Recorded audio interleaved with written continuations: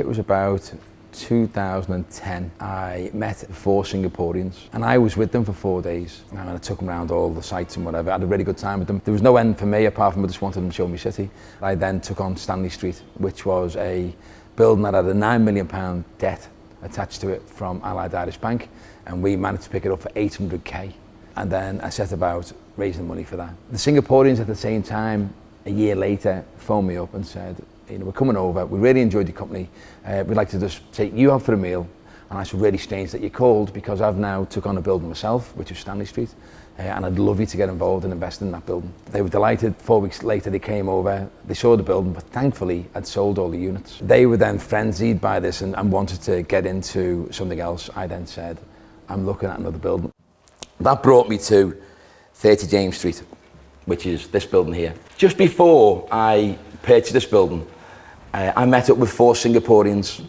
The Singaporeans weren't even allowed in the building because I wasn't, because they didn't own it.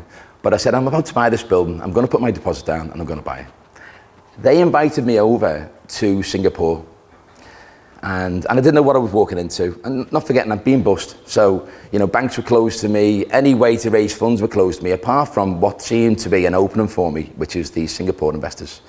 I turned up at Singapore, got off a plane, went right into a room which is about 10 times larger than this, and there was 700 Singapore investors sitting in front of me. And I had to get up for an hour and a half and do a pitch.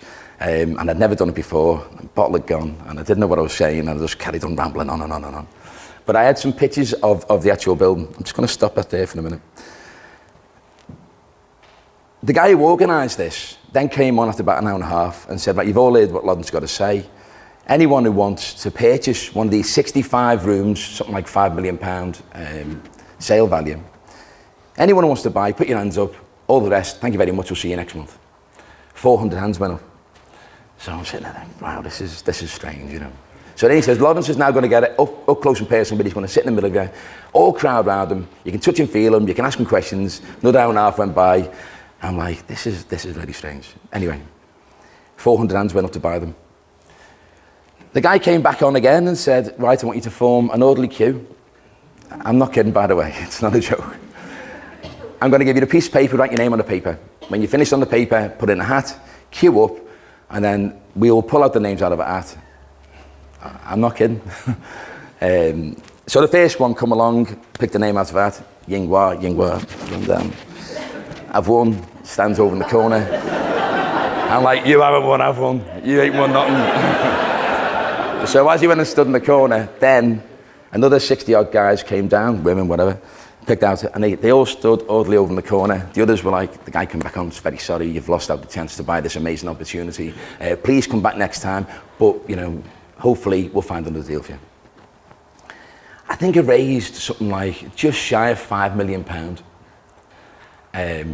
Now just think of where I'd been, bust, lost everything, couldn't get out of bed, got myself out, got myself back on the game again. Just happy to someone to even say to me, come and see our investors. And then all these people are queuing up, so I'm getting back on the plane, I'm thinking this ain't gonna happen, there's no way this happens, because normal ways are banks and whatever, and banks had left the game, banks weren't involved in investing anyway, and they certainly wouldn't invest in me because I'd just gone bust. And when I come back, 4 weeks later, I had just shy of £5 million. So I'm really happy to say that we've now gave a letter now to all of our original investors in 30 James Street.